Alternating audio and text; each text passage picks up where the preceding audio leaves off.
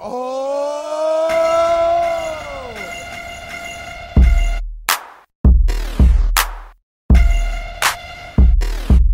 Media gets a hold of a rumor or some type of tabloid issue. Once it becomes public, it can never be fixed. Do you still feel that you're Dipset? How the fuck I feel I'm Dipset? No, because no. Cut you off, but I own it. No, I know you own it. No. You keep like at the end of the day, that's the fuck people problem is like, yo, you Dipset. How the fuck I'm gonna feel a part of something that I own? You know what I'm saying? People be confused like, yo, Cam, I own it. Are they part of Dipset? So you understand what I'm saying? Like, no, not to cut you off, but I appreciate the question, but how am I feel am I a part of something that I own? You know what I'm saying? I own Dipset for anybody who doesn't know that. You feel disenfranchised from it? No, maybe somebody. They feel disenfranchised from you. Ask them that. That's a better question. You understand what I'm saying? That's a better question. You know, you've been around for a very long time, and I think your fan base is built on quality and quantity. Do you feel that nowadays a lot of young kids that are listening to hip hop don't know the education of hip hop, and sometimes does that make you feel like you're dated, like you're like the granddad on the porch, like talking about the good old days and actually showing that lyricism, like that real good lyricism? I ain't gonna front, you know, you do get dated after a while, and it's like I can't talk about the same things I used to talk about. 38 years old, man. I ain't putting my gun in nobody's face or running up to anybody's car trying to sell them some non-prescription drugs. You know what I mean? My thing is, you know, it's like how you age. Either you could age well or age fucked up, and I think I've aged well.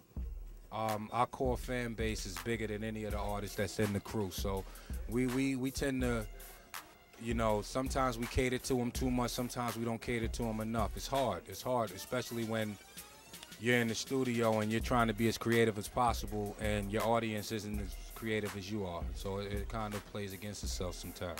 Another thing I admire about you is that you brought your girlfriend into your world. Like you showed the people, and I feel I can never do that. Like my girl is very, very shy, and she don't. Definitely probably should never do it. Learn from me. Like, but I feel like I don't know if I can have as many people like be fixated on my chick, or like most like, wow, look at her ass. Her ass is sick. Like I can never. And my girl's got a sick ass. Like I'll show you pictures. Wait, I'll show you. Because we're bonding right now, Joe. We're bonding. So I mean, I will show you. I don't mind. You want to? We'll bond. Here, look. Let's fucking bond. All right, cool. I want to see your girl's ass. She has a really nice ass. I will show you my girl's ass. This is the first time I'm. You show me ass. I'm gonna show you ass. All right, cool. All right, you tell me whether or not this is a nice ass or not. That's a nice ass. Okay, wait. It gets better. Wait here. It gets better. It gets better, Joe. Here, look. Wait. You tell. Is that nice? Look at you. Right now, look, I'll show you the validity of my hand. This is really my hand in this picture. How do I know that that's right? Because actually, that could actually be from fucking Pornhub or some shit. I don't know. No, because my knee is right there, and I was wearing those sweatpants that night, and she was sleeping. I just took the covers off, and I just put them on. All right, so has she seen this picture? She knows now at a later time when she was actually wanted to take a picture of us together doing a kissy face, and then she was like, "Why is there pictures of my ass?" Okay, yeah, the kissy face picture is definitely not as gangster as that.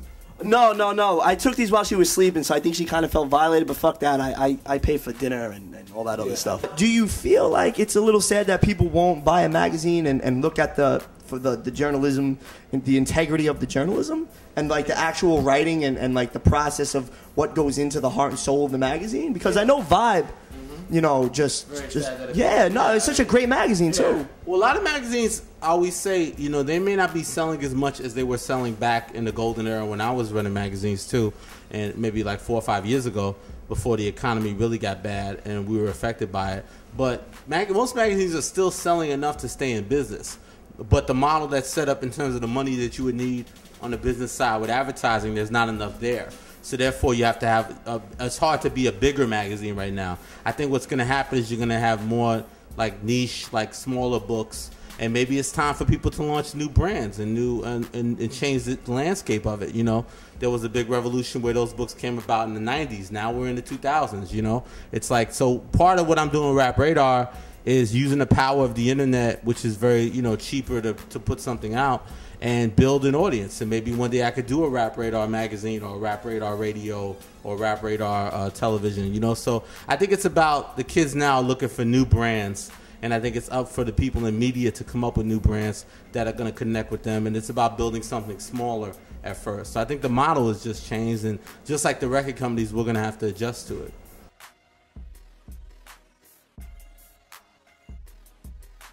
This fucking guy right here sucks. This guy right here fucking sucks. Horrible. This nigga sucks right here. There's no reason you should be hiring this guy right here. There's no reason you should be wanting your ratings to go up 10%. No reason. No reason you should be wanting more flavor than what you got at your station. There's no more for Paprika. You have no more room for Paprika. All right, you don't want your ratings to go up. You don't want the people in the streets to start hollering this nigga name, and you don't want people in the streets to start coming up with fire banning him. You don't want that. You don't want that kind of press. You don't want the real big picture of what's radio and what's real radio. So do not hire this guy, Emilio Sparks. Do not hire this fucking guy right here. He is a fucking problem. Go ahead. Keep your radio station lame and what you got on your radio. Don't bring this motherfucker up there. Don't bring him up there. Don't bring no new flavor up there. They don't want the new artists to be coming in, giving interviews. They don't want me up there because this is my dude already, so I'm already there. You don't want us up there. You don't want no real hip-hop going on, no real music. Don't get him. Don't hire him, please. He's an asshole. All right, don't get no real interviews up there, please, and keep your ratings low where they at, please. Don't. He might fuck around and give y'all bigger ratings, bigger airplane. Don't hire this guy. He's a piece of shit. Trust me, Emilio Sparks. No matter who you is, V103, 97.1, don't matter. Satellites, it don't fucking matter. Don't fuck with this guy. You don't want it. You don't want no new shit going on. Please, stay with your old shit. I'm going to leave it at that. Ain't that right, Emilio? That's right. Yes, sir. Don't hire this fucking guy. He's an asshole, remember.